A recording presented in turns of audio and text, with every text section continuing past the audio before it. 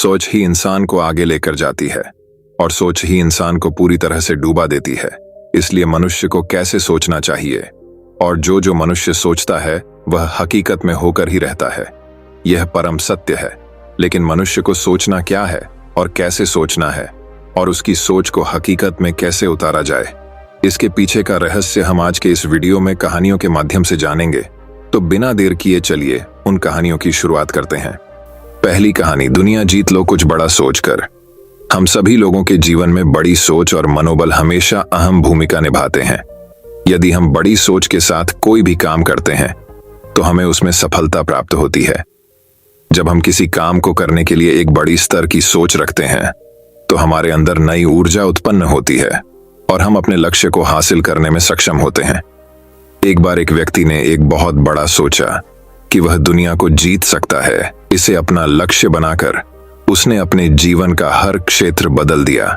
उसने समय की बर्बादी से निपटना सीखा और वह अपनी व्यक्तिगत जिंदगी को बदलने के लिए जो भी काम किया उसमें सफल रहा। वह उस वक्त से लेकर एक बहुत ही सफल व्यक्ति बन गया। उसने अपने जीवन में जो भी चुनौतियों का सामना किया उससे लड़ना सीखा और अपनी जीत को हासिल की। एक छोटे से गांव में रहने वाला लड़का था। उसे बचपन से ही अपनी बड़ी सोच के लिए जाना जाता था। वह हमेशा से ही दूसरों से अलग सोचता था और जीवन में उसकी एक इच्छा थी कि वह दुनिया जीत ले। लड़के के पास कुछ भी नहीं था, लेकिन उसकी अपनी बड़ी सोच के कारण लड़का हमेशा ऊपर उठने के लिए तैयार रहता था। उसकी बड़ी सोच उसे कुछ भी हासिल करने के लिए मदद करती थी। एक दिन लड़के को स्कूल में एक निबंध लिखना था जिसमें उसको अपने सपनों के बारे में लिखना था। लड़का ने बताया कि उसकी बड़ी सोच थी कि वह दुनिया जीतेगा। वह अपनी मेहनत, समर्पण और बड़ी सोच के माध्यम से अपनी इच्छा को पूरा करेगा। सभी लोग उस पर हंस पड़े और उसका मजाक बनाया, लेकिन लड़का हमेशा अपनी सोच के साथ खड़ा रहता था। वह अपने सपनों के लिए काम करता रहा और उसने एक दिन दुनिया जीत ली। उस लड़के ने अपनी बड़ी सोच के माध्यम से एक बड़ी कंपनी शुरू की जो बहुत तेजी से बढ़ी। उसकी सोच उसे उसके सपनों की ओर ले जाती गई और उसने उन्हें हकीकत में बदल दिया। लड़का ने अपनी कंपनी को एक नई ऊंचाई तक ले जाने के लिए बहुत से बड़े निर्णय लिए। उसने अपनी टीम के साथ तंदुरुस्ती से काम किया और अपनी बड़ी सोच के तहत काम करते रहा। लड़का के सपनों ने उसे एक नया जीवन दिया। उसने एक बड़ी कंपनी बनाकर दुनिया में अपनी पहचान बनाई और सफल हुआ। उसने अपनी बड़ी सोच के तहत न केवल अपनी जिंदगी बदली बल्कि अन्य लोगों की जिंदगी भी बदल दी। उसकी दृष्टि से दुनिया जीतना अभी भी मुमकिन है। बस हमें अपनी बड़ी सोच के साथ काम करना और उसे प्रगति के मार्ग पर ले जाना होगा। लड़के ने देखा कि उसकी बड़ी सोच उसे कमजोरियों से लड़ने की शक्ति देती है।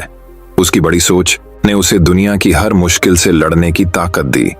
उसने जिंदगी में उच्च रुचि के साथ अपने सपनों की ओर बढ़ते हुए कभी हार नहीं मानी। उसने अपने काम को दिल से किया और अपनी बड़ी सोच के आधार पर किया। लड़के ने देखा कि उसकी सोच उसे अन्य लोगों की मदद करने की भी ताकत देती है। उसने एक शिक्षा प्रदान करने वाली संस्था शुरू की जो गरीब बच्चों को शिक्षा देती है। उसने देखा कि उसकी सोच अन्य लोगों की जिंदगी में एक बड़ा बदलाव ला सकती है। इस लड़के ने अपनी बड़ी सोच के माध्यम से न केवल अपनी जिंदगी में बल्कि दुनिया में भी बड़ी पहचान बनाई। उसने अपने सपनों को सच बनाने के लिए कड़ी मेहनत की और उन्हें हकीकत में बदल दिया। उसने सबको सिखाया कि अगर आपकी सोच बड़ी हो तो आप दुनिया को जीत सकते हैं। यह लड़का अपनी बड़ी सोच के कारण दुनिया के अनेक लोगों के लिए एक प्रेरणा बना। उनकी सोच ने उन्हें अपने सपनों को पूरा करने की ताकत दी। वह लोग जो अपनी जिंदगी में हार चुके थे उन्हें उनकी जिंदगी को फिर से जीने का जरिया बना दिया। वह लोग जो किसी भी दलदल से निकलने के लिए तैयार नहीं थे उन्हें एक राहत देने का संदेश दिया। उसने अपने बड़े सपनों के लिए किसी भी समस्या का सामना किया और किसी भी हालात में हार नहीं मानी। उसने सीमाओं को पार करने का फैसला किया और जीत हासिल की। उसने लोगों को यह समझाया कि जब आप अपने सपनों को पूरा करने के लिए बड़ी सोच रखते हैं तो आप किसी भी हद तक समस्याओं का सामना कर सकते हैं। इस लड़के ने दुनिया को जीत लिया क्योंकि उसने अपनी बड़ी सोच के माध्यम से न केवल अपने सपनों को पूरा किया बल्कि दुनिया में बदलाव लाने की भी ताकत प्रदान की। वह एक प्रेरणा स्रोत बना और लोगों को सिखाया कि अगर वे बड़ी सोच करें तो सीमाएं टूटने के बाद भी सफलता हासिल की जा सकती है। यह लड़का दुनिया में एक उदाहरण बना जो दिखाता है कि अगर हम बड़ी सोच करें तो हमें दुनिया में कुछ भी हासिल करने की क्षमता मिलती है। वह यह साबित करता है कि सफलता केवल उन लोगों के हाथ में नहीं होती जो आसान रास्तों की तलाश में होते हैं, बल्कि सफलता वही होती है जो दुनिया में बदलाव लाने के लिए बड़ी सोच करते हैं और उस बदलाव को हासिल करने के लिए समर्पित होते हैं। इस लड़के की कहानी हमें यह सिखाती है कि अगर हम खुद को विस्तार करने के लिए तैयार होते हैं तो हम कुछ भी कर सकते हैं।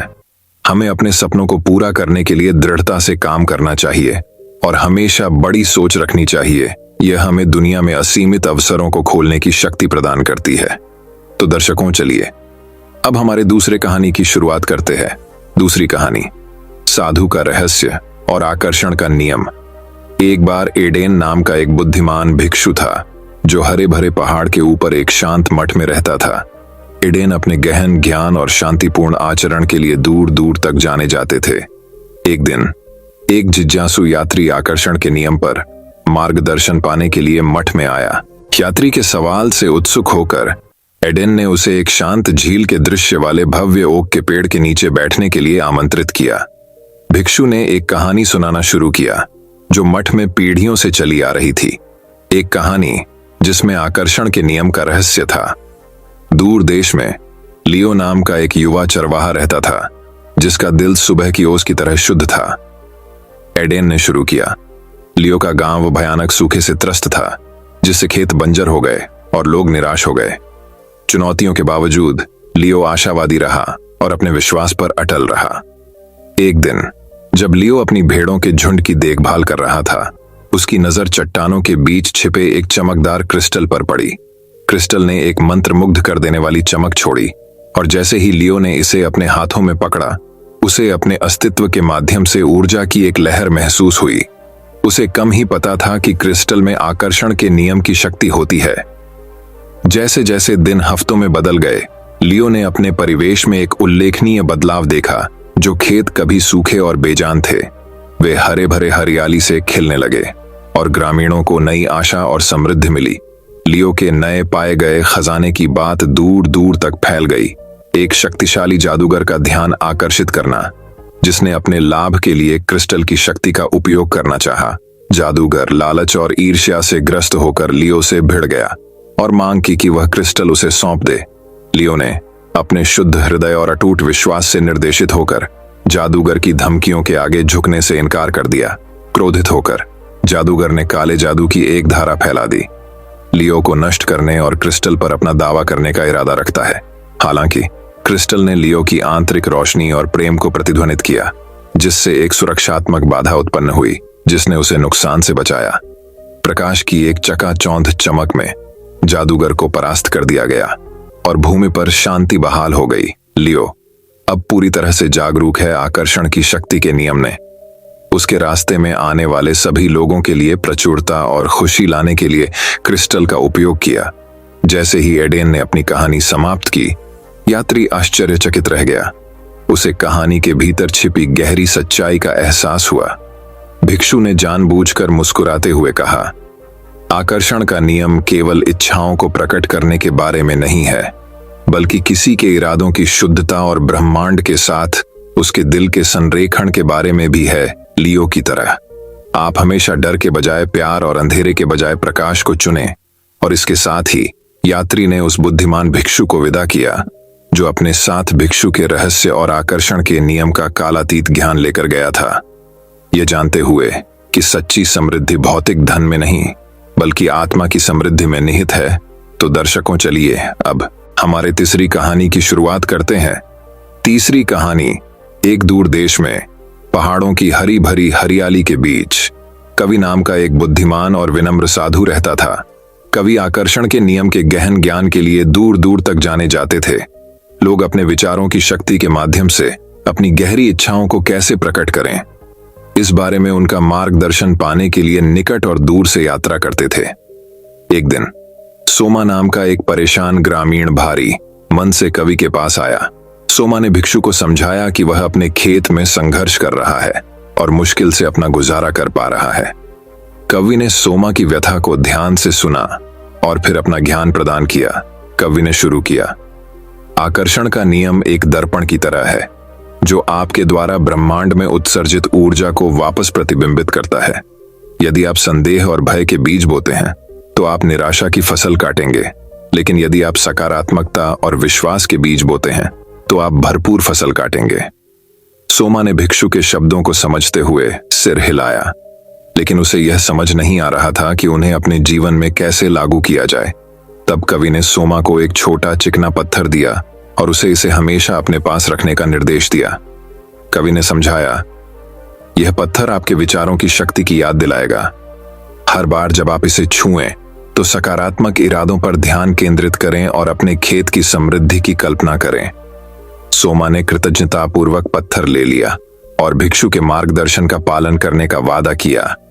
अगले कुछ हफ्तों में सोमा ने आकर्षण के नियम का परिश्रम पूर्वक अभ्यास किया और अपनी ऊर्जा को अपने खेत की सफलता की ओर लगाया।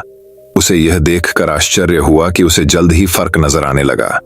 उसकी फसलें अधिक प्रचुर मात्रा में बढ़ीं, उसके पशुधन स्वस्थ हुए और उसका दिल हल्का हुआ। सोमा के परिवर्तन की बात पूरे गांव में फैल गई और जल्द ही अन्य लोगों ने आकर्षण के नियम पर मार्गदर्शन के लिए कवि से संपर्क किया। भिक्षु ने उन सभी का खुली बाहों से स्वागत किया, अपना ज्ञान साझा किया और बेहतर वास्तविकता बनाने के लिए अपने विचारों की शक्ति का उपयोग करने में उनकी मदद की। जैसे जैसे मौसम बीतता गया, एक बार संघर्ष करने वाला गांव आशा, समृद्धि और कृतज्ञता से भरे एक संपन्न समुदाय में बदल गया और इन सब के केंद्र में कवि, वह भिक्षु था जिसकी शिक्षाओं ने सकारात्मकता और प्रचुरता की क्रांति ला दी थी। कहानी का सार यह है कि आकर्षण का नियम एक शक्तिशाली शक्ति है जो हमारे जीवन को गहन तरीकों से आकार दे सकता है। सकारात्मकता, विश्वास और कृतज्ञता की मानसिकता विकसित करके हम उस प्रचुरता और आनंद को आकर्षित कर सकते हैं जिससे हम चाहते हैं। कहानी में ग्रामीणों की तरह हमारे पास दुनिया में खर्च की गई ऊर्जा के माध्यम से अपनी इच्छाओं को प्रकट करने की शक्ति है। तो दर्शकों, चलिए अब हमारे चौथी कहानी की शुरुआत करते हैं। लराराम। चौथी कहानी, आकर्षण का नियम। बुद्धिमान साधु की कहानी।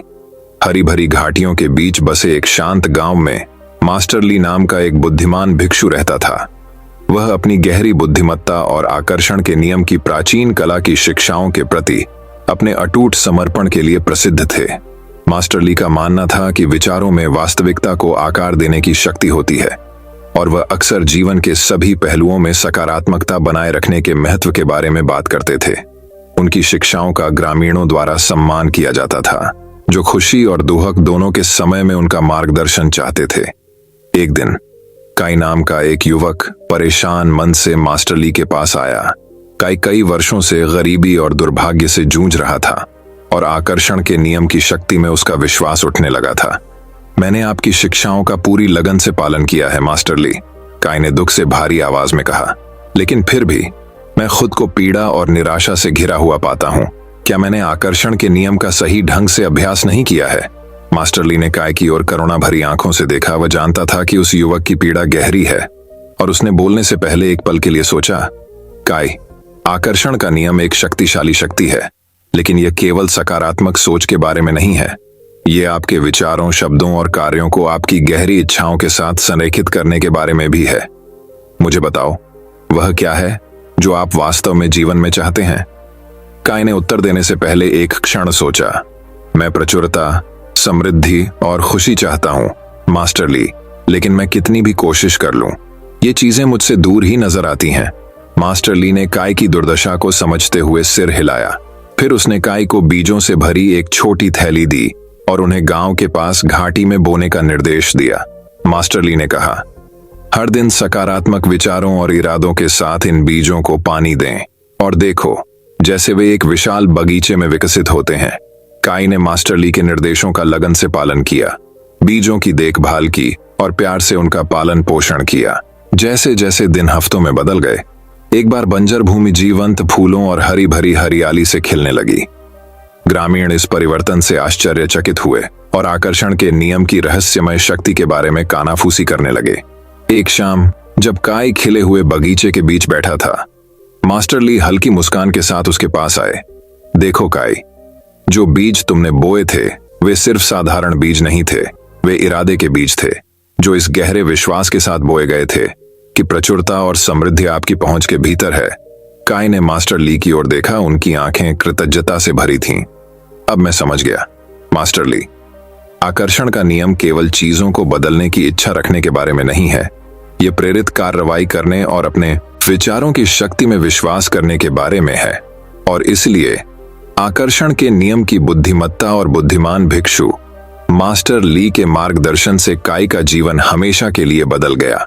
गांव फला फूला और वहां रहने वाले सभी लोगों ने यह अमूल्य सबक सीखा कि सच्ची प्रचुरता भीतर से आती है और किसी के सपनों को प्रकट करने की शक्ति उसके अपने दिल की गहराई में होती है। तो दर्शकों, चलिए अब हमारे 5वीं कहानी की शुरुआत करते हैं।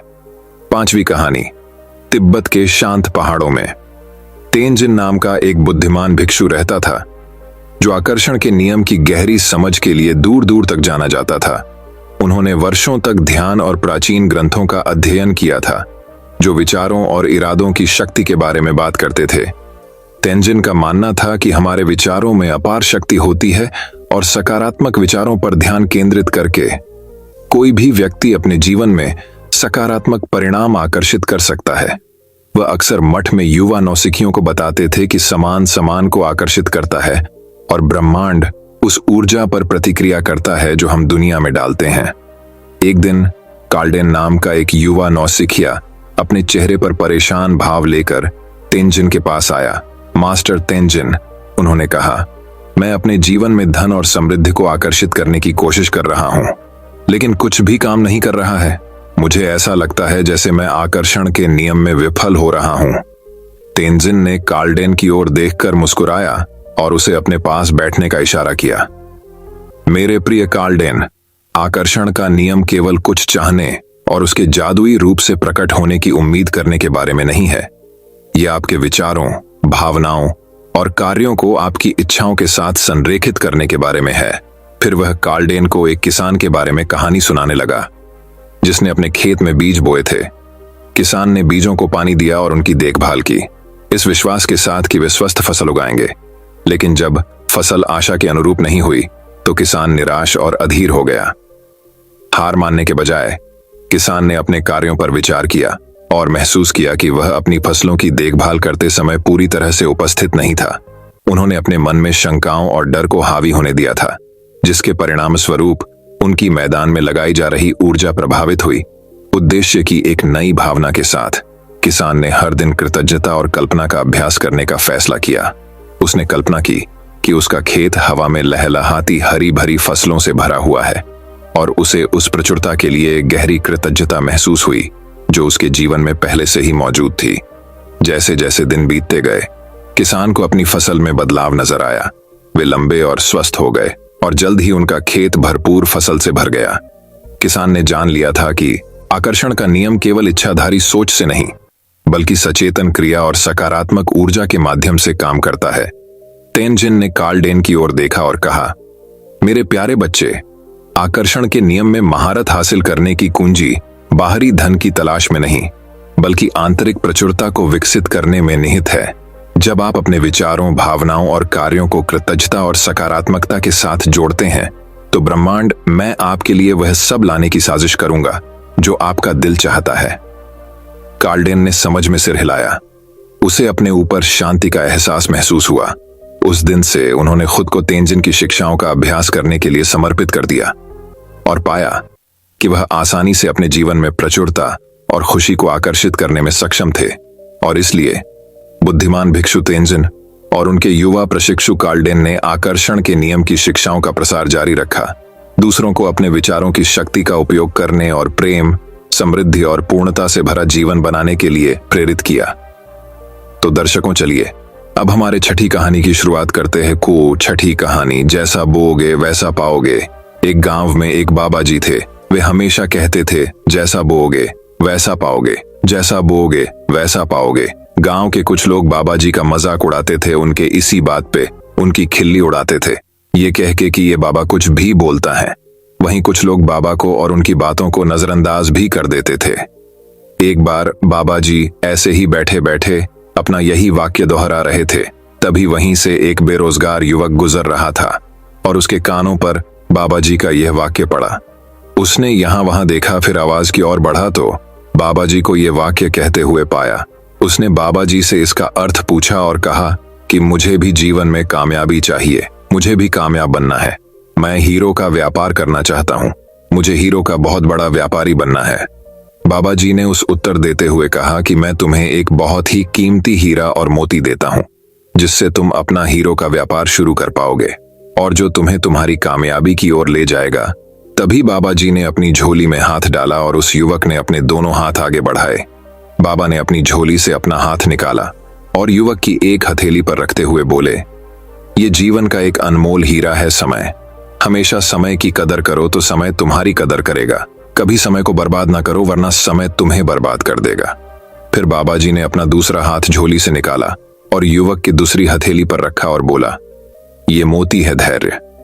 जीवन में कभी भी धैर्य नहीं खोना। अगर कामयाबी कभी तुम्हारे हाथ ना भी लगे तो धैर्य रखो और मेहनत से कर्म करते रहो। धैर्य न छोड़ो, कामयाबी दुगनी होकर तुम्हारे पास आएगी। युवक बाबा की बात समझ गया और बाबा जी का धन्यवाद करते हुए वहां से चल पड़ा। उस दिन से उस युवक ने बिना कोई समय व्यर्थ किए जो भी कार्य किया वो बहुत ही मेहनत से किया। एक दिन उसे एक बड़े हीरे के व्यापारी के पास नौकरी मिली।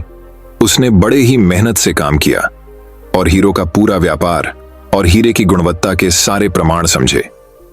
फिर युवक ने अपना कारोबार शुरू किया और एक दिन वो खुद हीरो का बेहद बड़ा व्यापारी बना। मॉरल ऑफ दिस स्टोरी, कहते हैं भगवान की बनाई इस दुनिया में सबसे बलवान समय को माना गया है। जब भी बदलता है तो इंसान को राजा से रंक और रंक से राजा बना देता है। इसके कहर से राजा महाराजा तक घबराते हैं। हर कोई चाहता है कि यह हमेशा उनका साथ दें। तो हमें भी समय को कभी भी बुरी चीजों में व्यर्थ नहीं करना चाहिए और समय का सही उपयोग करके जीवन को सफल बनाना चाहिए। तो दर्शकों, चलिए अब हमारे 7वीं कहानी की शुरुआत करते हैं। 7वीं कहानी की जगह कुछ सकारात्मकता के ऊपर उपाय। जैसा सोचोगे वैसा बनोगे। पहला उपाय, आप अपनी सोच को बदलो। आपको सुनकर आश्चर्य होगा कि आप जैसा सोचते हैं ठीक वैसा ही आपके जीवन में घटित होने लगता है। नजरें बदलो तो नजारे बदल जाएंगे। जीवन में आने वाली हर परेशानी एवं सुख दुख का कारण के लिए हम स्वयं जिम्मेदार हैं, जो केवल हमारे मन के अंदर निर्माण किए संकल्प की वजह है। कोई कहते हैं सुख और दुख देने वाला तो भगवान है, लेकिन भगवान न हमें सुख देता है न दुख देता है। अगर ऐसा हो भी जाए तो वह भी कर्म बंधन में आ जाएगा, किंतु परमात्मा कर्म बंधन से मुक्त है। जब आप नेकी के राह पर चलते हैं तब भगवान आपको सुख का रास्ता अवश्य बताता है, लेकिन कर्म तो हमें ही करना है। बाकी आपकी सकारात्मक सोच बहुत महत्वपूर्ण है, जो आपका भविष्य की नींव रखती है।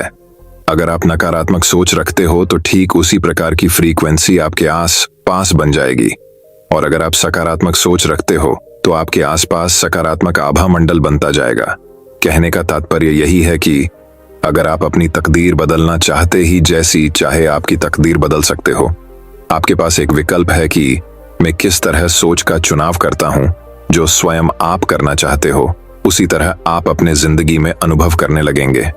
यदि आप अपनी जिंदगी में बहुत बड़ा सकारात्मक परिवर्तन करना चाहते हो तो सबसे पहले अपनी सोच को बदले।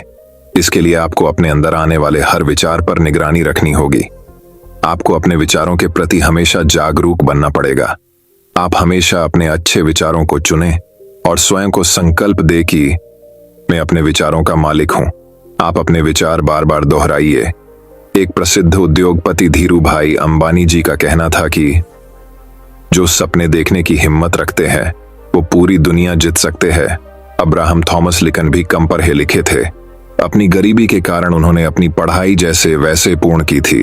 उनके जीवन में काफी परेशानियां आई, किंतु वे कभी परिस्थिति से मायूस नहीं हुए। हर वक्त सकारात्मक विचार और उमंग उत्साह से आगे बढ़ते गए और एक दिन वे संयुक्त राष्ट्र संघ के राष्ट्रपति बने। दूसरा उपाय, अपने आप में सपने सजाने की आदत डालो। सपना सजाना कोई बुरी बात नहीं है। अगर आप अपने मानसिक पटल पर कोई तस्वीर देखते हो तो वह सबसे पहले आपके वृत्ति में आता है, और वही प्रक्रिया अगर हम बार बार करते हैं तो वह हमारे संस्कार बन जाते हैं और वैसी हमारी प्रवृत्ति बनती जाती है।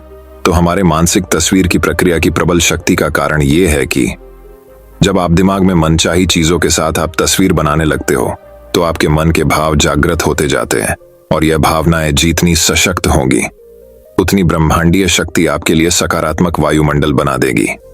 राइट ब्रदर ने ठान ली थी कि आखिर हमें आकाश में उड़ना ही है। सन 1903 में उनकी मेहनत कामयाब हुई और दुनिया का सबसे पहला हवाई जहाज की निर्मित हुई। तीसरा उपाय, अपने दिमाग को शांत रखें। अपने मस्तिष्क पर विजय पाने का एक मजेदार तरीका है, अपने दिमाग को शांत रखिए। उसके लिए नित्य सुबह शाम आधा घंटा मेडिटेशन करें। मेडिटेशन से विचारों को नियंत्रित करने में मदद मिलती है और सारा शरीर चार्ज हो जाता है, जिसके कारण दिन भर स्फूर्ति रहती है। व्यर्थ विचार और नकारात्मक विचारों का परहेज करें। ऐसे माहौल से दूर रहे, झूठी बातें, झूठा व्यवहार न करें जिसके कारण मन अधिक मात्रा में तर्क वितर्क करता है। एक झूठ छिपाने के लिए मन 1000 विचारों की सलाह लेता है और सच बोलने वालों को बस एक बार ही कहना पड़ देता है और उसका मन कोई तर्क वितर्क नहीं करता। हमारे ऋषि मुनि के वाणी में इतना पावर होता था कि वह जो कहे सत्य हो जाता था। सत्य बोलने से वाणी की सिद्धि अपने आप प्राप्त होती है और हमारी संकल्प शक्ति बढ़ती है, जिसके कारण हमारे केवल एक संकल्प मात्र से सफलता मिल जाती है। चौथा उपाय, अपने आप पर यकीन करें। आप पहले अपने प्रति यकीन करना सीखें। अपने आत्मविश्वास को जगाएं कि मैं किसी भी हालत में मेरा हक प्राप्त कर ही लूंगा। जीवन में जो चीज आपको चाहिए उसके लिए ऐसा पूरे विश्वास के साथ समझे कि यह चीज अब मेरी हो चुकी है, मैं उसका हकदार हूं और मैं उसका मालिक हूं। आप जो चाहे पा सकते हो, बस उसे अपने विचारों के सांचे में ढलने का आपको तरीका आना चाहिए। ऐसा कोई सपना नहीं जो पूरा ना हो सके। आप अपने माध्यम से काम कर रही रचनात्मक शक्ति का प्रयोग करना सीख ले। उसके कारण आप अपने पाने के दरवाजे ज्यादा खोल लेते हैं। आप जब बीमार पड़े रहते हो, तब जब आप ऐसे डॉक्टर के पास जाते हो जिन पर आपका 100% यकीन है, वे अगर आपको एक शुगर की गोली देकर बड़े विश्वास के साथ कहे आप बिल्कुल ठीक हो जाएंगे, आपकी डॉक्टर के प्रति आस्था आपको ठीक कर देगी। पांचवा उपाय, प्राप्ति की महसूसता करें।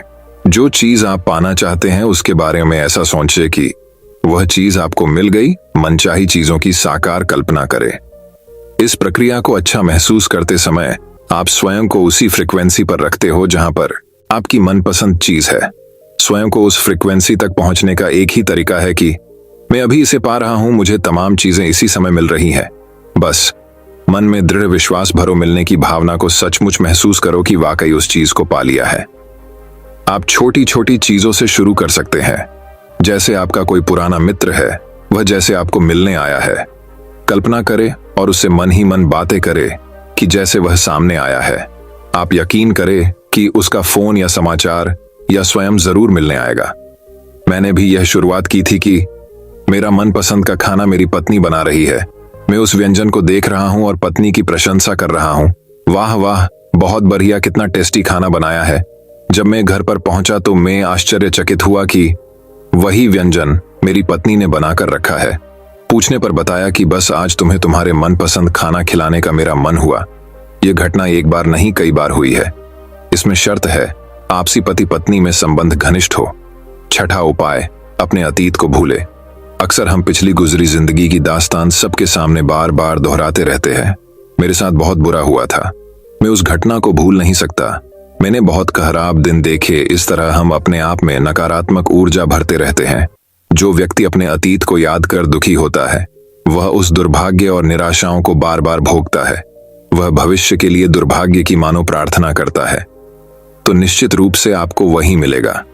आप अतीत को याद कर आपके वर्तमान में मुश्किलें पैदा कर रहे हो। हमेशा याद रखो कि आप स्वयं अपने भाग्य या दुर्भाग्य के लिए जिम्मेदार हो। बस ऐसा समझो कि भाग्य बनाने की कलम मेरे हाथ में है। ऐसा कभी नहीं सोचो कि मैं यह कर नहीं सकता, मेरे पास पर्याप्त पैसे नहीं है, मेरी काबिलियत नहीं है, मैं नहीं हूं। यह कहकर आप अपना भविष्य को गलत मार्ग पर ले जा रहे हो। आप स्वयं को यह संकल्प दे कि मैं ऊर्जावान हूं, मैं स्वस्थ हूं, मैं आमिर हूं, मैं प्रेमपूर्ण हूं, मैं खुश हूं। इस तरह की संकल्प धारा आपको हर परिस्थिति को अनुकूल करा देता है। बस आपका संकल्प शक्तिशाली हो, मन में यह संकल्प ना लाए कि क्या ऐसा भी हो सकता है। इसका उदाहरण मेरा स्वयं है। मैं एक छोटे से कस्बे से हूं और एक बहुत गरीब परिवार से हूं। मेरे नाना नानी के घर में बिजली भी नहीं थी। ऐसे जगह मैंने पढ़ाई की, लेकिन मेरा सपना एक ही था, बचपन में जब मुझे हवाई जहाज उड़ने की आवाज मेरे कानों से टकराती, मैं दौड़ाकर बाहर आता और अपनी नानी से कहता कि मुझे उसमें बैठना है, जबकि वह आकाश में कभी कभी दिखाई भी नहीं देता था। लेकिन मेरा हौसला इतना बुलंद था कि मेरा एक ही सपना था कि मैं हवाई जहाज में एक दिन अवश्य बैठूंगा। मेरा यह निरंतर का संकल्प ने मेरा आखिर सपना पूरा किया और मैं आज एक बड़ी हवाई जहाज की कंपनी में कार्यरत हूं। कहने का भाव है दोस्तों, कभी भी ना उम्मीद ना बनो, अपना हौसला हमेशा बुलंद रखो। आखिर आपकी विजय हुई पड़ी है, भाग्य आपके इंतजार में है, बस आप अपनी मंजिल पर निरंतर प्रयास करते बढ़े। चलो तो दर्शकों, चलिए अब हमारे 8वीं कहानी की शुरुआत करते हैं। 8वीं कहानी, बड़ा बनने के लिए बड़ा सोचो। अत्यंत गरीब परिवार का एक बेरोजगार युवक नौकरी की तलाश में किसी दूसरे शहर जाने के लिए रेलगाड़ी से सफर कर रहा था। घर में कभी कभार ही सब्जी बनती थी, इसलिए उसने रास्ते में खाने के लिए सिर्फ रोटियां ही रखी थीं। आधा रास्ता गुजर जाने के बाद उसे भूख लगने लगी और वह टिफिन में से रोटियां निकालकर खाने लगा। उसके खाने का तरीका कुछ अजीब था। वह रोटी का एक टुकड़ा लेता और उसे टिफिन के अंदर कुछ ऐसे डालता मानो रोटी के साथ कुछ और भी खा रहा हो, जबकि उसके पास तो सिर्फ रोटियां थीं। उसकी इस हरकत को आसपास के और दूसरे यात्री देखकर हैरान हो रहे थे। वह युवक हर बार रोटी का एक टुकड़ा लेता और झूठ मूठ का टिफिन में डालता और खाता। सभी सोच रहे थे कि आखिर वह युवक ऐसा क्यों कर रहा था। आखिरकार एक व्यक्ति से रहा नहीं गया और उसने उससे पूछ ही लिया कि भैया, तुम ऐसा क्यों कर रहे हो? तुम्हारे पास सब्जी तो है ही नहीं, फिर रोटी के टुकड़े को हर बार खाली टिफिन में डालकर ऐसे खा रहे हो मानो उसमें सब्जी हो। तब उस युवक ने जवाब दिया, भैया, इस खाली ढक्कन में सब्जी नहीं है, लेकिन मैं अपने मन में यह सोचकर खा रहा हूं कि इसमें बहुत सारा अचार है, मैं अचार के साथ रोटी खा रहा हूं।